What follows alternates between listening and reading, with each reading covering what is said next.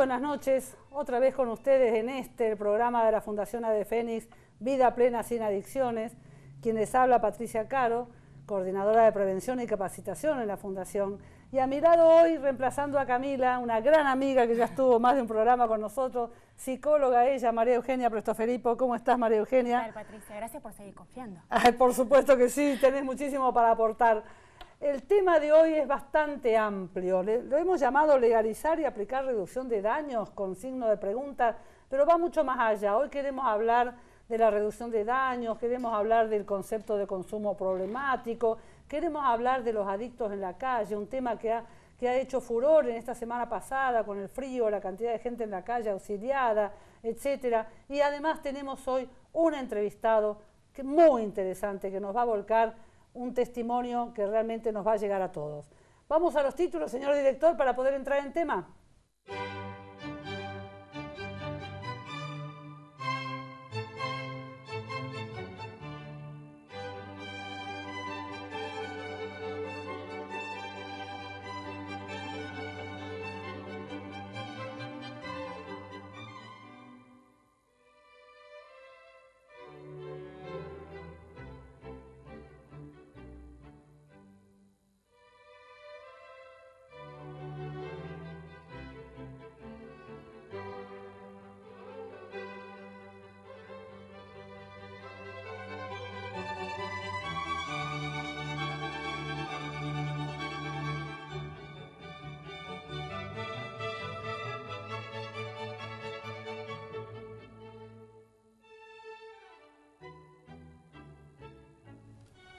Bien, entramos en el tema de hoy y yo quería comentarles, hace varios años yo escribía en el Diario 1 de Paraná un artículo semanal y revisando esos artículos me apareció uno con este título justamente, legalizar y aplicar políticas de reducción de daños, y hoy lo traigo a colación. Este artículo lo escribí en la década del 90 y lo traigo a colación hoy porque sigue totalmente vigente el tema.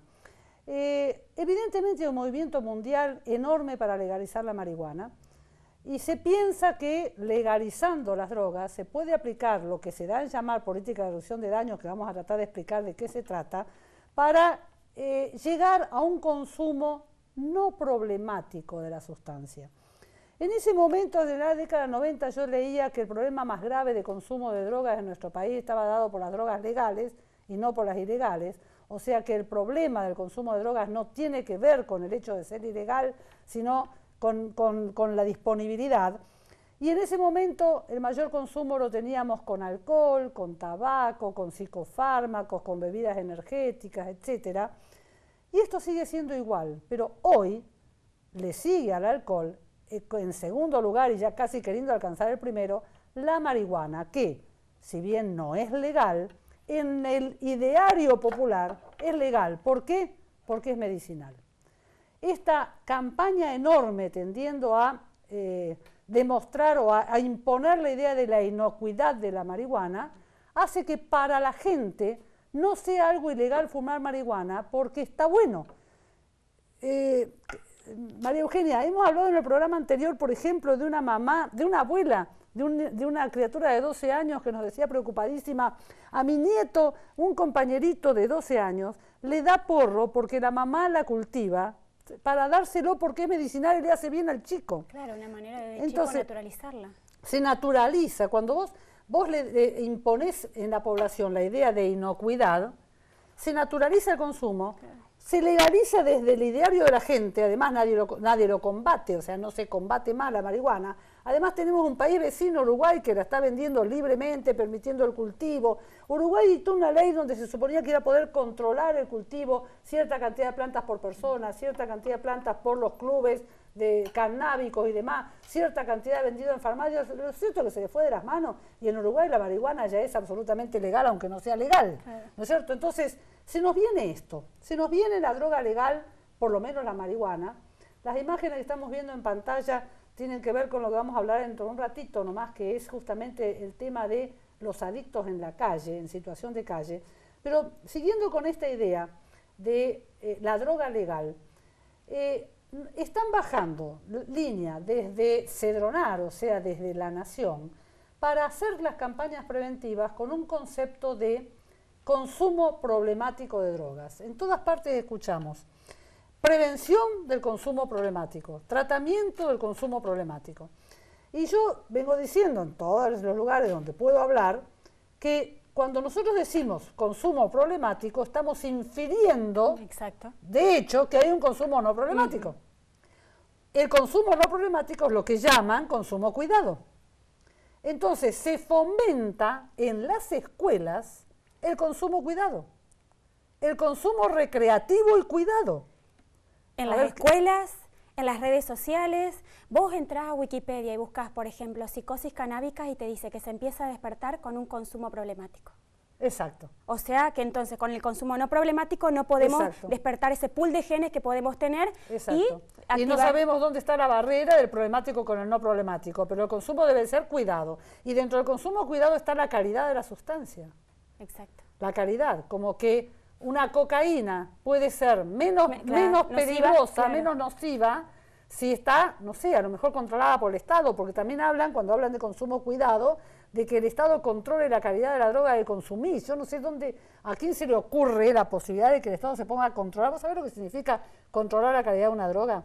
Si vos tenés un puesto de venta de drogas que fuera legal y tenés que controlar la calidad de eso que estás vendiendo, tenés que pasar una muestra de esa droga por un equipo tecnológico de avanzada que vale más de $100.000 instalarlo, es decir, ponerlo en funcionamiento y mantenerlo en funcionamiento, ni hablar, para saber si la droga que vos vas a consumir es de buena calidad o no. Es ridículo, o sea, es algo que jamás se va a hacer. ¿Sabes cuál es mi preocupación? Sí. Es la superposición de una ideologización sobre lo científico. Ahí está, desde luego. En definitiva, cuando vos hablas de consumo problemático, que implica un no problemático, hablas de consumo cuidado y hablas de consumo recreativo, estás diciendo que hay una manera de consumir drogas sin que la droga provoque daño. Claro. Lo que se está negando es el concepto de daño. Eso es lo que nos preocupa a nosotros, eso es lo que estamos tratando de difundir en todas las charlas, en todos los lugares a donde vamos desde la Fundación, que no podemos jamás negar el daño. Cuando hablamos de drogas estupefacientes, hablamos siempre de impacto en el sistema nervioso central, y cualquier impacto en el sistema nervioso central artificial como esto implica daño. Y jamás puedo decir dónde está la barrera entre el consumo sin daño y el consumo con daño, porque ya lo dijimos también más de una vez y lo tenemos que repetir acá, que consumir droga como marihuana de manera recreativa, ocasional, de contexto, en fines de semana, una droga como la marihuana que se acumula y permanece en el organismo más de 30 días dando vuelta y surtiendo efecto, o sea que la persona está drogada en forma permanente, con ese consumo recreativo, estando drogada en forma permanente, a la corta o a la larga, en mayor o menor tiempo, con mayor o menor pendiente la curva, a la psicosis canábica se va a llegar. Se llegará 20 años después, no es lo mismo un chico de 12 años que puede llegar a psicosis a los 16, que uno de 20 consumiendo en forma recreativa, ocasional y cuidada, que puede llegar a psicosis a los 40. Pero llegar va a llegar, porque no se le puede negar la propiedad de hacer daño. Entonces, esta introducción al programa de hoy es para sugerir a los docentes y a todos los operadores sociales que están trabajando con programas de Seronar que no utilicen la terminología consumo problemático. No cuesta nada decir, me pliego al programa, hago lo que el programa me dice, pero no utilizo el término consumo problemático, porque todos los consumos deben considerarse problemáticos. Esta semana la semana pasada, participando en un precongreso en Maciá, donde se hablaba de esto y donde se presentaron varias entidades que están trabajando en forma de prevención comunitaria en centros, casas de prevención y contención de adictos. Y acá viene el tema.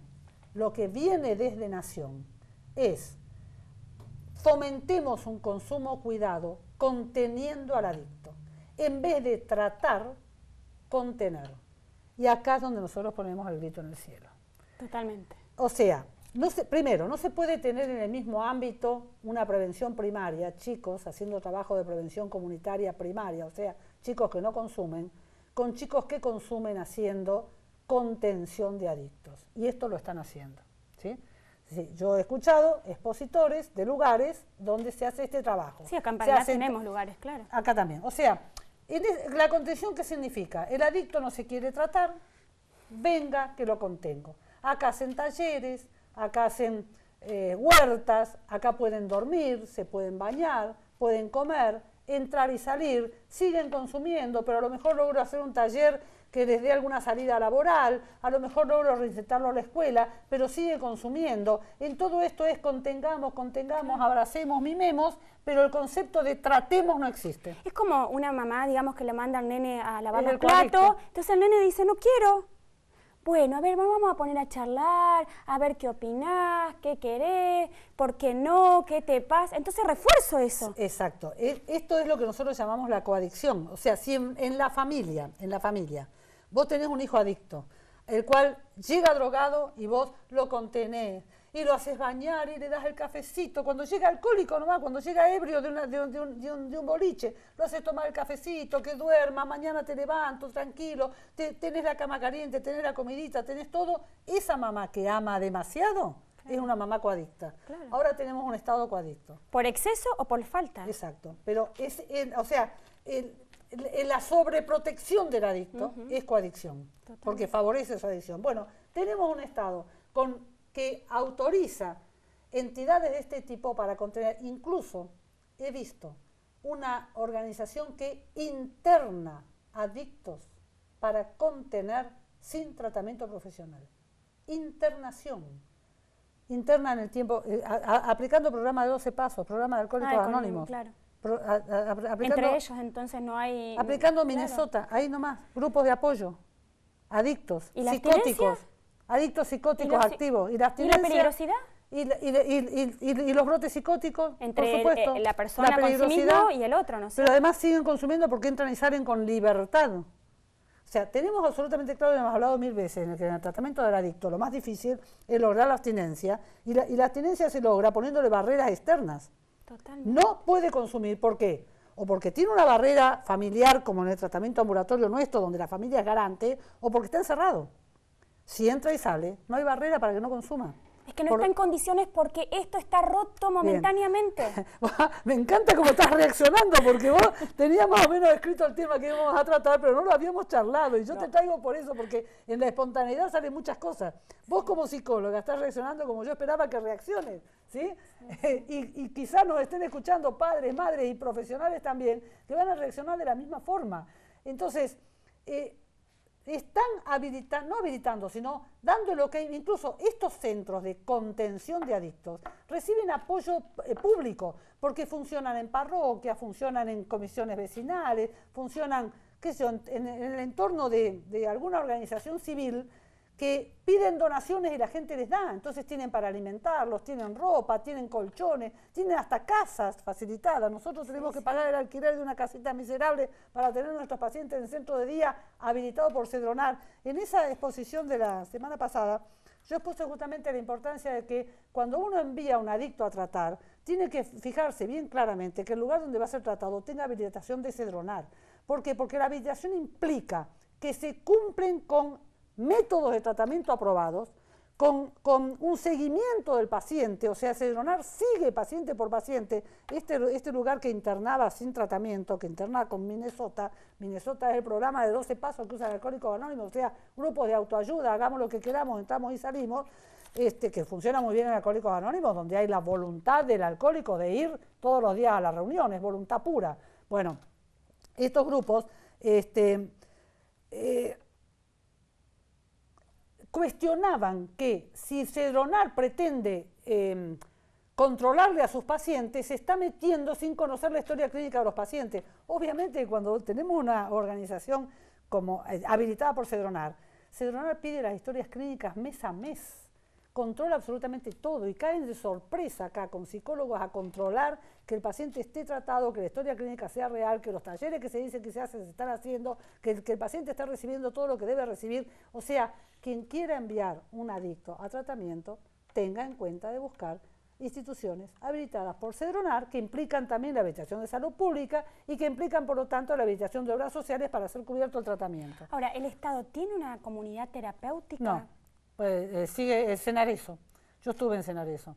Cenareso, hasta el Centro Nacional de Rehabilitación Social, hace años que está en Buenos Aires, es un edificio, son varios edificios en un predio enorme con mucho espacio abierto, mucho espacio libre, donde se dice que corre droga adentro. Que es muy difícil de controlar porque es un organismo muy grande, con mucha gente, con mucho espacio abierto. Cuando hay mucho espacio abierto entre edificio y edificio, mucho lugar donde el adicto puede esconderse y drogarse, con entrada y salida de familiares y demás, dicen que no se garantiza la abstinencia. Yo no lo sé, nosotros lo visitamos cuando hice la maestría, lo visitamos para ver cómo trabajaba el Estado en ese centro, ¿no? Pero los resultados que son evidentes, Patricia. Si vos ves los resultados de una comunidad terapéutica y ves los resultados de un lugar... Es que el lugar de contención no pretende tratarlo, así que no espera resultados. Bueno, ponele un lugar que provee el Estado. Los resultados son evidentes, no necesitan ni... De todas maneras, yo creo que el Estado no tiene por qué tener centros de rehabilitación, lo que tiene que hacer es pagar los tratamientos en los centros privados, porque los centros privados funcionan muy bien.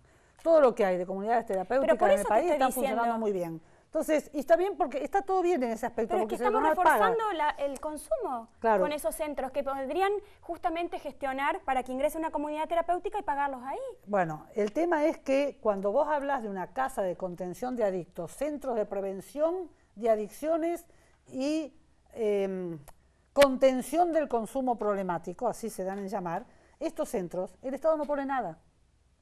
Entonces el Estado da el ok a la existencia de estos lugares, da el ok, hace la vista gorda, no tiene que controlar nada, se quedan tranquilos porque los adictos están contenidos. Y contener no es tratar. Saliendo de este tema y siendo ahora sí algo que nos ha preocupado la semana pasada a toda la sociedad argentina, con el tema del golpe de frío, aparecieron todas las organizaciones de bien público a asistir a las personas en situación de calle. Yo tengo que ser la voz del que no tiene voz. Esto que estamos viendo en las fotos, que estamos pasando en pantalla, son adictos en situación de calle. No es lo mismo hablar de pobres en la calle que de adictos en la calle. El pobre en la calle, que no me importa políticamente, porque acá no hacemos política, si son más o menos en este gobierno que en el anterior, obviamente que nos importa si hay pobres en la calle, es un problema que debe atender el Estado, pero yo quiero ser, y nosotros desde la Fundación ABC Fénix queremos ser la voz del adicto en situación de calle. Al adicto en situación de calle no lo ve nadie como tal, se lo confunde con pobre, y no necesariamente es pobre. Cuando el adicto está en la calle porque la familia lo echó de su casa. Muchos son echados por sus padres, muchos, la mayoría, adultos, echados por sus cónyuges, hijos, echados a la calle. Una vez que el adicto está en la calle, se convierte en lo que Yaría llama los homeless, que terminan siendo nameless. Homeless es en inglés sin hogar, nameless es sin nombre, o sea, nadies. Los nadies en la calle. Estos son los que nos preocupan. ¿Por qué nos preocupan? Porque el adicto en la calle no tiene retorno, porque no quiere tratarse. Él no va a entrar a una comunidad terapéutica a tratarse, no va a pedir tratamiento, no quiere, no tiene fuerza para ello.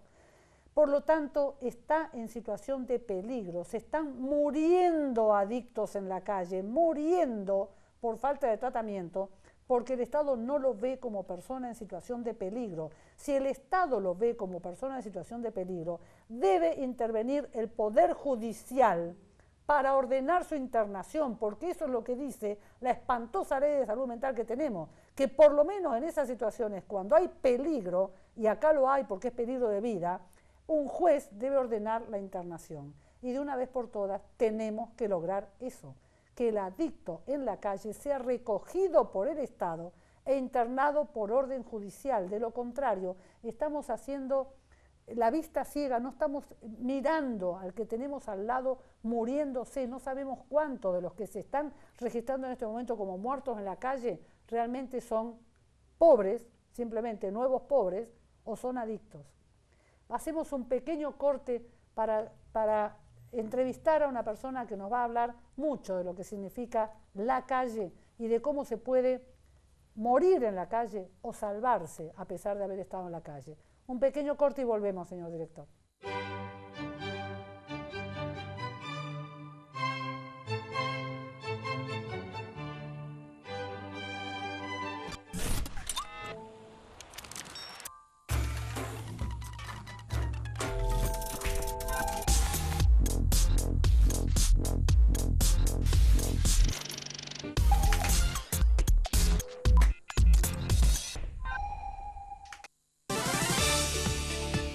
Somos Noticias, para saber lo que pasa cerca de tu casa.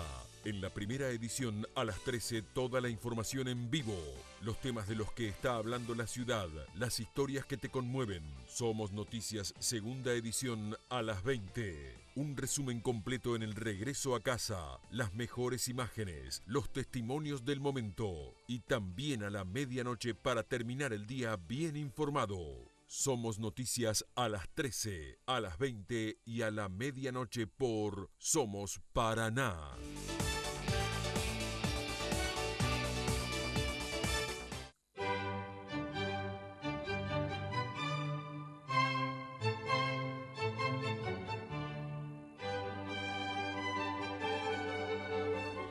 Bueno, nos reencontramos en este segundo bloque con un entrevistado. Nuestro entrevistado de hoy, si quiere abrir cámara el señor director, se llama Juan Ramírez. Es un gran amigo. Gracias, Juan, por estar acá. No. Amigo de mi familia desde muy chico, amigo de mis hijos. En este momento, siempre muy allegado a mi familia. ¿Por qué lo traje a Juan acá? Porque Juan es un chico que en alguna etapa de su vida estuvo en situación de calle.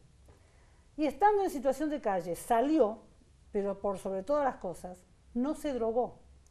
Y esto es importante, porque siempre se cree que estar en la calle lleva necesariamente a la droga. Y en realidad, hoy cuando veníamos en el auto con Juan me dijo una frase, repetime la frase que me dijiste hoy, que yo te dije, quiero que la digas al aire.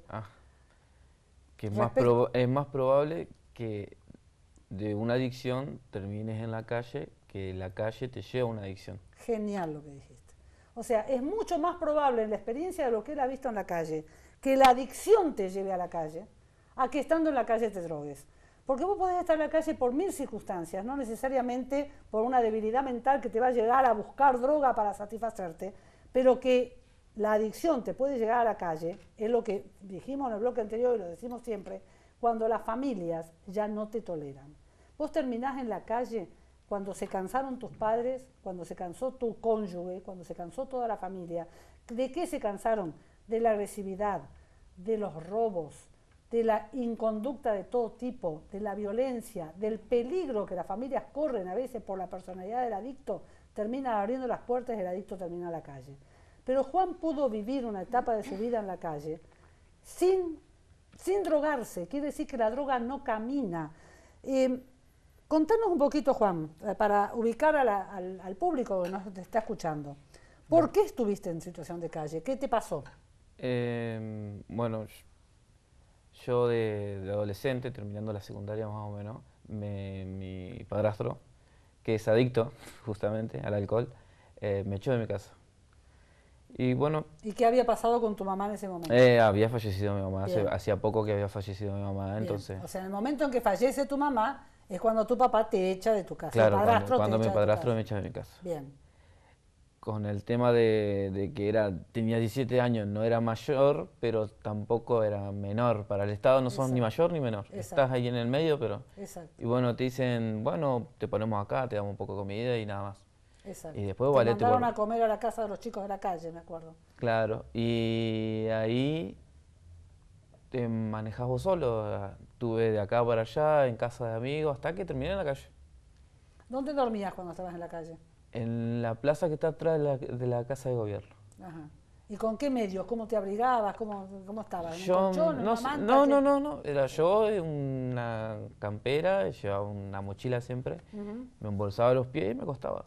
Siempre había un policía, o siempre hay policías por ahí, por el tema que está la casa de gobierno, ¿no? Ajá. Y siempre eran los mismos, así que se me conocían y yo iba siempre al mismo banco Entonces era yo. Yo sabían que a cierta hora iba a dormir. Bien. ¿Qué viste en la calle? Y en la calle no te ves nadie que es distinto, o sea, nadie te ve. Los que, Está muy bueno eso. Ajá. los que, Muy bueno eso, nadie te ve. Es una de las cosas que decían cuando falleció este hombre de 52 años la semana pasada, que decían eso, estás en la calle y nadie te ve, pasan al lado millones de personas, estás solo rodeado de gente, nadie te ve. la gente que me veía era la gente que iba a trabajar a la casa de gobierno de mañana cuando yo me despertaba. O a la noche se acercaba alguien, o sea, un policía, a fijarme si yo no era un peligro. O sea, los policías eran los que me notaban, pero para ver si yo era un peligro. Pero después nadie te ve, o sea, así, está durmiendo, un vago. ¿Te contactaste con gente consumiendo drogas en la calle? Creo que yo estuve siempre rodeado de gente, de amigos, que tiene adicciones. Lo más común es ahora la marihuana, siempre. Creo que hace bastante ya. O sea, tus núcleos de amigos hoy, en su mayor parte, consumen marihuana. Sí. Sí. Yo te preguntaba, porque es importante también hablar para decir para el público, si vos podías estimar el porcentaje de personas de tu edad, en función de lo que vos ves, que consumen marihuana, y me diste un número que es llamativo. Sí, yo pienso que como mínimo un 50%. Donde yo me muevo es muy común, es más alto. Porque vivo en un barrio, porque no me molesta meterme en un barrio, porque he trabajado en kiosco, en atención al público, y lo ves de noche, digamos. Y lo ves a eso. Ves que hay mucho consumo de todas las drogas. Y la pregunta clave es, ¿por qué no te drogaste vos? La formación que tiene cada uno, la contención también, ¿no? Yo de chico tuve una formación, fui a los exploradores, tuve contención, mi mamá también fue mi pilar. Un valor. Claro, entonces mi mamá, yo le dije a mi mamá, no se lo prometí, pero le dije, yo no me voy a drogar. Y ella me dijo, es para vos también. Y en verdad yo no le quiero demostrar nada a nadie, sino que, porque no le puedo demostrar nada a nadie y convencerle de que yo no me drogo. Porque para la sociedad, una persona negra, pobre, se tiene que drogar. Claro, hay un preconcepto. Hay un preconcepto. Yo me acuerdo cuando vos eras todavía menor de edad, cuando venías a casa, a veces que pasabas por la vereda de la escuela hogar y decías que los policías te paraban por portación de rostro. Sí. ¿Qué haces vos acá? Como vos decís, negro y pobre te tienen que parar por la vereda. Claro, negro o pobre te tenés que drogar y tenés que ser chorro. Exacto. Pero lo más importante que vos dijiste hasta ahora es esto de que lo que a vos te salvó fue tu mamá. Aún después de fallecida tu mamá, lo que ella formó de vos. Siempre decimos acá, ¿no?, para la gente que nos escucha, que los hijos los construimos nosotros, son los que nosotros hicimos de ellos. Y Juan es una persona construida con una fortaleza y principios y valores dados por su madre, que es admirable. Nosotros conocimos a su madre porque trabajaba fuertemente para el batallón de exploradores de Don Bosco, donde Juan estuvo mucho tiempo. Ya no estás más, ¿no? No, no. Pero bueno, estuviste muchísimo tiempo y eso es una función de servicio muy importante, ¿no? Pero ¿cómo puede la formación de una madre aún en ausencia ser tan fuerte como para evitar esto, ¿no? Y sí, la formación de todos empieza en la casa. Exacto. Los cimientos empiezan en la casa. Exacto. Quieras o no quieras, aunque uno quiera delegar la formación a la escuela, a un psicólogo, no sé, al vecino, la formación empieza en la casa. Vos, ¿cómo ves esto de lo que hemos dicho en el bloque anterior, el tema del adicto en situación de calle? O sea, vos dijiste, el adicto cae a la calle, primero fue adicto, después cayó a la calle. Sí. ¿Qué es lo que estás viendo de adicto en la calle? ¿Qué clase de adicto? Sí, o sea, ¿cómo los ves? ¿Cómo están? ¿Cuál es su situación? ¿Si has hablado con ellos? ¿Qué pasa con el adicto en situación de calle? Yo creo que los mayores, o sea, la mayoría de la gente que está en situación de calle son hombres grandes, o sea, hombres mayores que son alcohólicos. Alcohólicos. El alcoholismo es el mayor problema. La mayoría de los que están en situación de calle son alcohólicos. Ahí está. ¿En algún momento cuando vos estuviste en la calle pensaste en, digamos, cómo te podían ayudar? o cómo vos dirías, con tu experiencia, que el Estado debería ayudar o la gente debería ayudar a esas personas que no las vemos, pero que a veces internamente necesitan que sean vistas? Y no sé, porque el Estado no... El Estado, o poner yo, que paso y los veo, y vos no sabés qué hacer. Yo sí los veo, pero a veces no sabés qué hacer, cómo acercarte, qué decirles, en qué situación decirles. Y con solamente el hecho de acercarte y decirle cómo estás bien, creo que eso ya ayuda, ¿no? Porque... Claro, ayuda en lo emocional, como para sentir que son alguien. Y sí, porque Que son un perro porque que estás ahí tirado en un banco. Fíjate una cosa muy importante, como lo llaman nameless, Claro. sin nombre, Yaría, Claro. que es acercarse y decir, hola, ¿cómo te llamas? Darle entidad de alguien. ¿Cómo te llamas? Devolverle la subjetividad que también han Exacto, perdido de ser exacto. alguien. Ahora, hay una cosa que es real, que aunque vos quieras ayudarlo, el alcohólico en la calle o adicto a lo que sea en la calle, es muy difícil hacer algo por él si no es compulsivamente, digamos, porque, por ejemplo, cuando les ofrecen ir a refugios, porque acá también hay casas donde pueden ir a pernoctar las personas en situación de calle, no quieren ir a refugios. ¿Qué sabes de eso? ¿Por qué no van a refugios? Bueno, primero, usted me está diciendo el tema del adicto, pero hay gente que no está adicta y no le preguntan tampoco. A la gente que cae a la calle y no es adicta, nadie le pregunta, ni siquiera a los adictos ni a los que no son adictos. Ajá. O sea, no se le está preguntando a nadie cómo estás, cómo te llamas, ¿estás bien? Exacto. O sea, lo que vos más marcás es esto del nadie, el no existen. Es como si fueran estatuas puestas ahí, no son seres humanos, ¿no? Como para ser vistos, como para que alguien se preocupe por ellos. Claro, si nadie se preocupa por ellos, yo tuve, gracias a Dios, tuve la contención de mi grupo de amigos, de mis familiares, entonces como que no me sentí un nadie, sino que estaba en un problema porque no tenía dónde vivir, pero no era nadie. O sea, Claro. sí era alguien, pero estaba en problemas. Claro, Era una persona en problemas en la calle. claro. Sí, o sea, lo interesante en definitiva es que vos pudiste salir adelante porque tenías con qué, tenías herramientas Claro. internas propias, ¿no es cierto? Sí, porque es transitorio, yo lo sentía que era transitorio, era un problema que lo iba a superar. Esa es la enorme diferencia del adicto. ¿Y El cómo? adicto en la calle no siente que es una situación transitoria. Él estuvo en la calle porque lo echaron de su casa, porque era un alcohólico el que lo echó y no tenía dónde ir a vivir. Es decir, en un tiempo estuvo parando en mi casa, otro tiempo estuvo parando en el complejo del túnel, porque el juzgado de menores lo mandó ahí. Yo le hice una intervención judicial para que tomen patrocinio institucional porque era menor, y ahí fue que lo mandaron a comer al comedor de los chicos de la calle y a dormir en el túnel. O sea, estuvo dando mil vueltas hasta que, bueno, más o menos consiguió salir adelante. Pero no es lo mismo que el adicto ha perdido todas las ganas de vivir. O sea, el adicto está ahí, no piensa que puede salir de eso. Está Quiere ahí. consumir, lo único. Lo único, claro, su vida gira en torno al consumo, pero no, o sea, ya él mismo está entregado, él mismo no ve un futuro, no hay un proyecto de vida. ¿Qué te sacó de toda esta situación a vos? ¿Cómo saliste de esta situación y cómo estás hoy? Personalmente creo que, como te dije, es el apoyo de la gente que me rodeaba, lo que me incitaba, lo que me decía, esto va a mejorar, vas a salir adelante, puedes conseguir un trabajo. Terminaste la escuela. Terminé la escuela. Eso fue importante. Cuando Sí. vos te quedaste sin mamá, estabas terminando la escuela hogar. Yo cuando mi mamá falleció, yo iba a cuarto. En ese tiempo era hasta quinto año.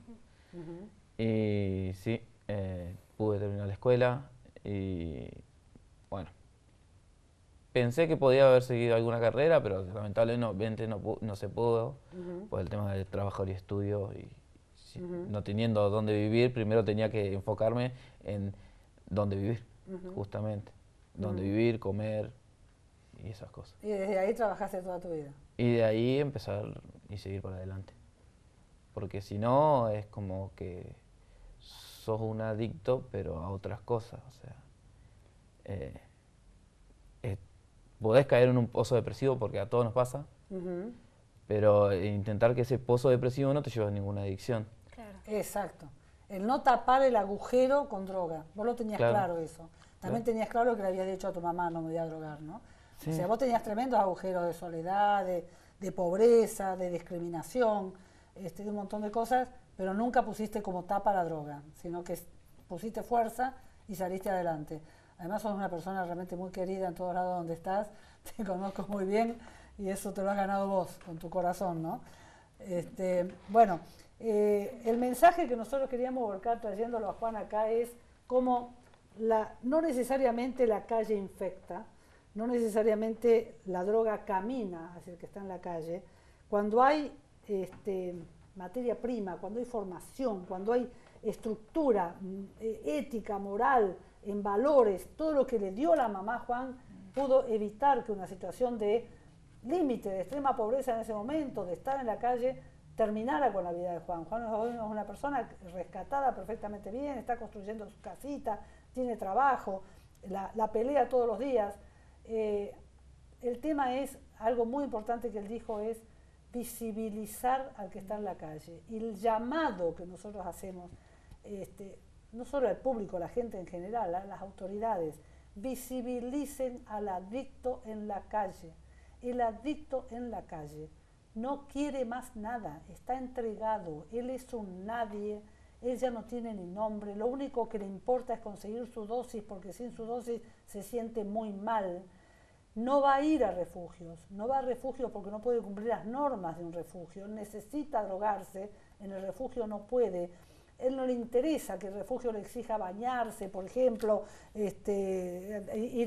entrar a tal hora, salir a tal hora, todas las normas que le puede poner un refugio no las quiere para él. El adicto en la calle no va a salir de la calle si no lo sacamos.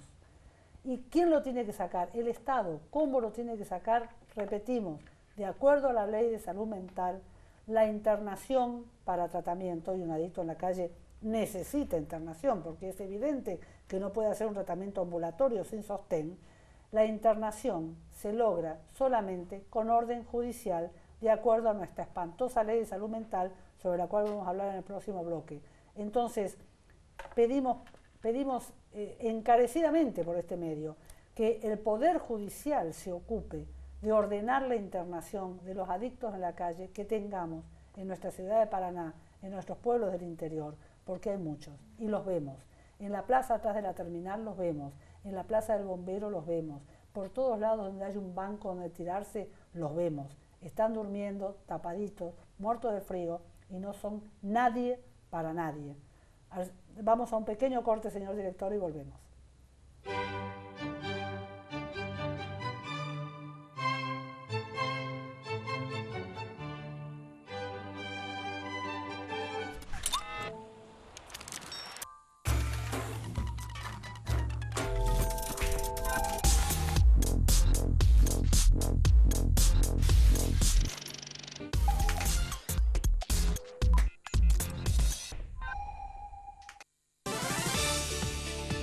Somos Noticias para saber lo que pasa cerca de tu casa. En la primera edición a las 13 toda la información en vivo, los temas de los que está hablando la ciudad, las historias que te conmueven. Somos Noticias segunda edición a las 20. Un resumen completo en el regreso a casa, las mejores imágenes, los testimonios del momento y también a la medianoche para terminar el día bien informado. Somos Noticias a las 13, a las 20 y a la medianoche por Somos Paraná.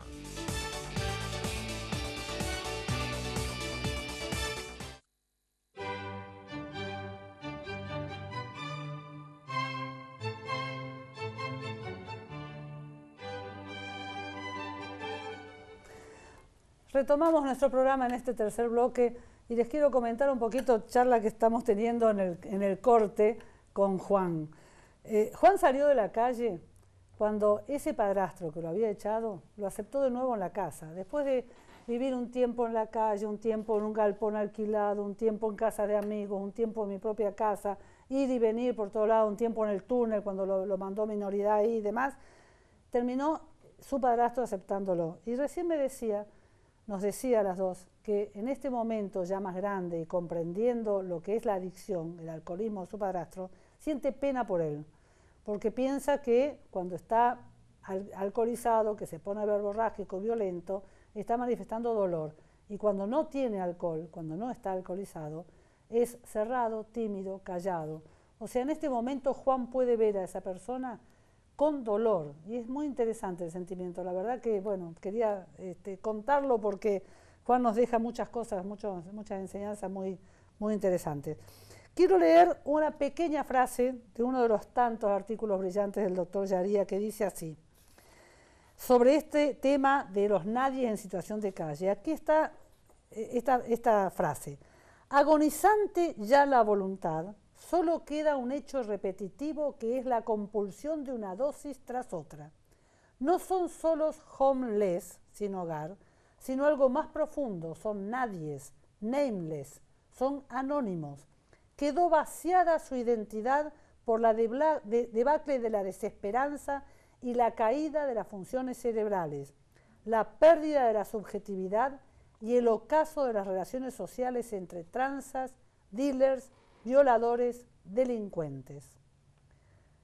Esto pinta claramente el adicto en situación de calle, que no tiene nada que ver con los nuevos pobres explotados por la política de todos los colores durante toda la semana pasada.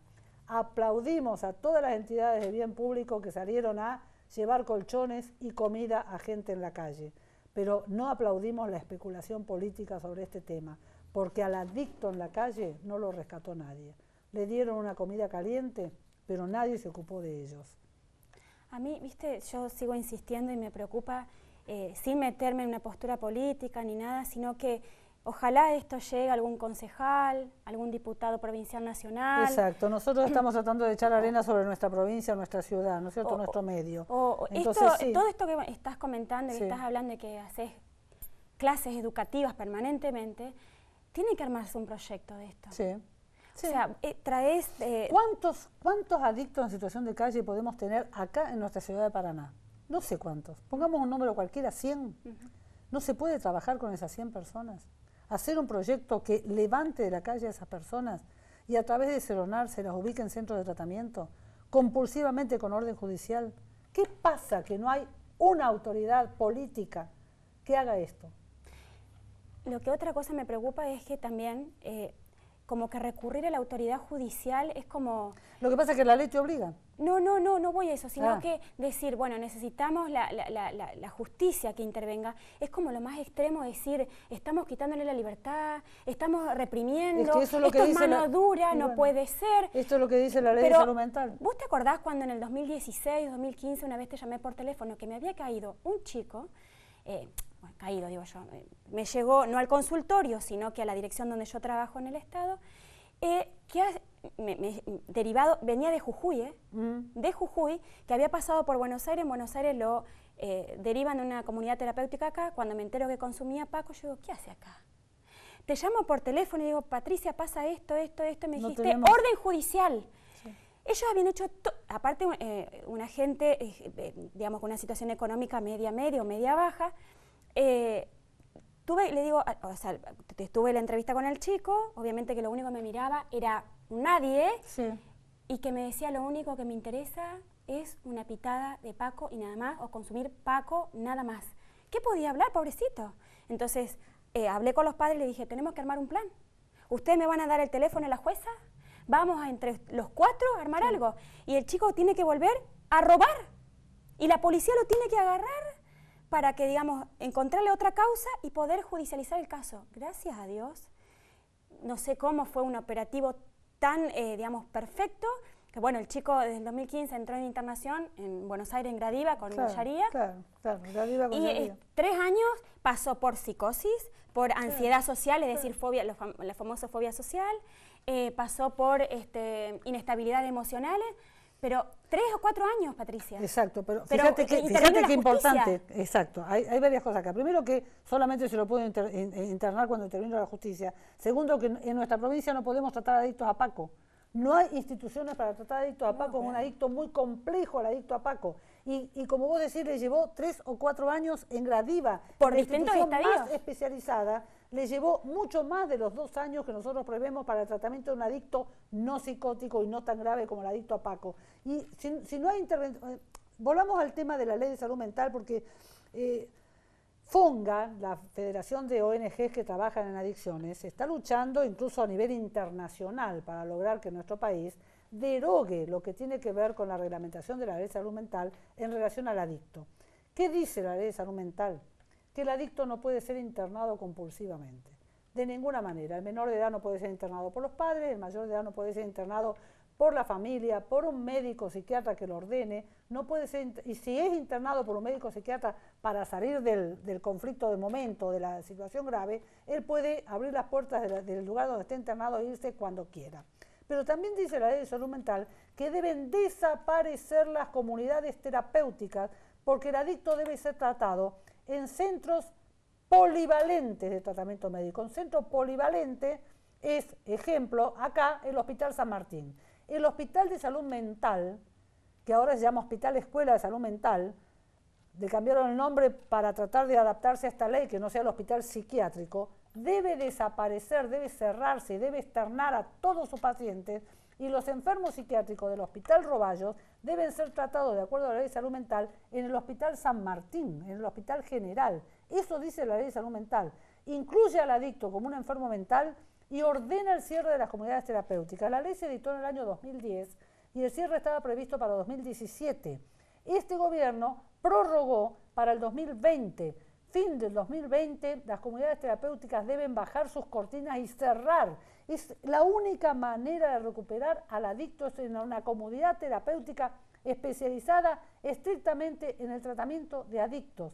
¿Qué es lo que está haciendo el Estado con la ley de salud mental? Y hablo de Estado independientemente de qué color de gobierno se trate, la ley del gobierno anterior y sigue vigente con este, así que no es política partidaria lo que estamos haciendo. El Estado está condenando a la muerte a los adictos. Voy a leer un párrafo de un artículo de Claudio Izaguirre, muy reciente. El título es Acabar con la adicción dejando morir al adicto. ¿Quién es Claudio Izaguirre? Es el presidente de la Asociación Argentina Antidrogas, de la Asociación Antidrogas de la República Argentina, así se llama. Es una persona muy activa, es un psicólogo muy activo,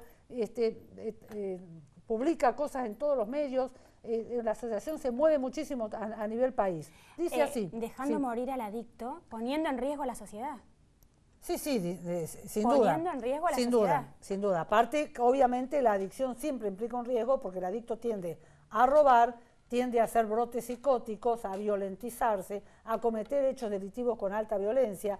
Los miles de femicidios por brotes psicóticos de adictos que está viendo en este último tiempo es una cosa permanente. O sea, cuando se habla de femicidio, se condena al femicida y nunca se lo analiza como adicto en brote psicótico. Hay que empezar a ver la realidad de las cosas como son. Ahí está el caso del Piti Álvarez, que está internado en un sector psiquiátrico de la unidad penitenciaria. ¿Por qué es un enfermo psiquiátrico? ¿Por qué? Porque es un adicto y mató en brote psicótico.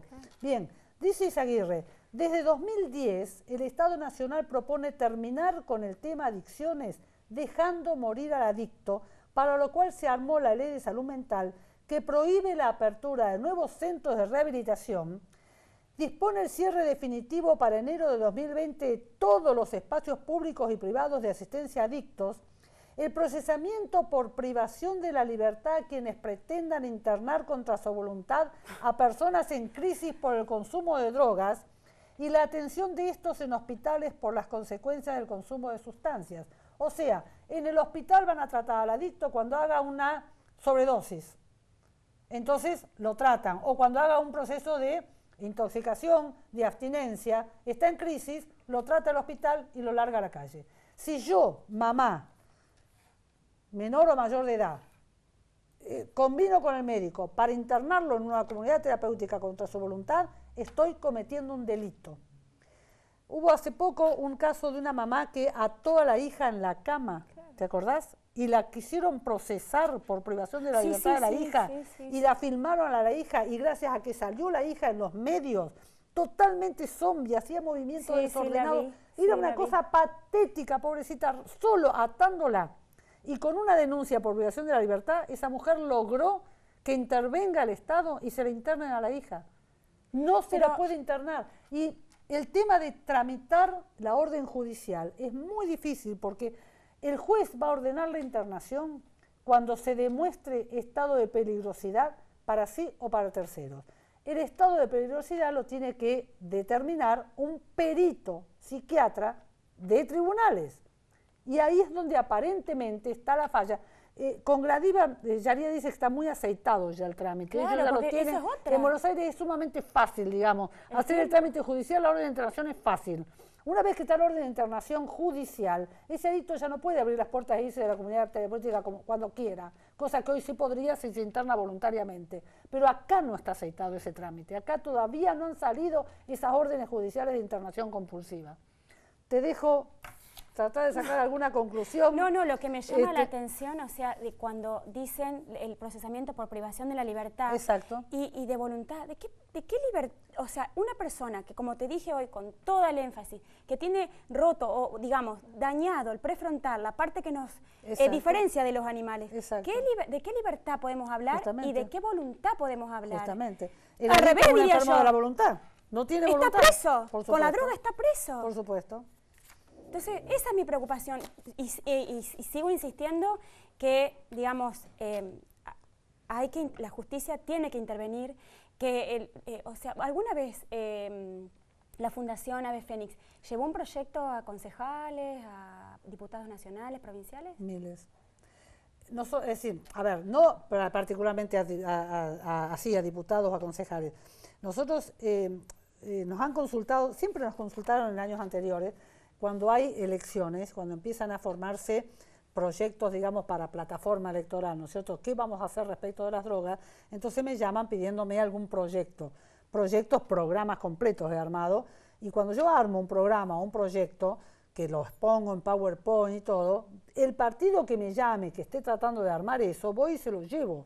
O sea, me he pasado recorriendo reuniones con todos los partidos políticos, llevándoles la idea de lo que habría que hacer acá a nivel provincial, a nivel local, porque a nivel nacional que se ocupe el Estado Nacional, pero a nivel local, incluso municipal, montones de ideas. Por ejemplo, un lugar que trabajó muy bien con los proyectos nuestros fue San Benito, porque San Benito organizó desde el municipio, fueron concejales los que me convocaron para formar un grupo de trabajo que están trabajando muy bien en prevención comunitaria, en el municipio. Pero, por ejemplo, ¿qué hacen que podrían hacer acá en las escuelas? Todo el proyecto es muy largo, es muy amplio, y yo se los he expuesto a todo el que ha querido. Además, no soy la autora intelectual del proyecto, obviamente, que yo he estudiado y he tomado de los maestros las ideas, ¿no es cierto? Pero proyectos se les ha presentado, pero no... ¿Y qué desventaja vos? No se trata de no saber lo que tienen que hacer, se trata de una cuestión, cuando vos tenés el Estado condenando al adicto a la muerte con la ley de salud mental, está claro que el adicto no le importa a nadie.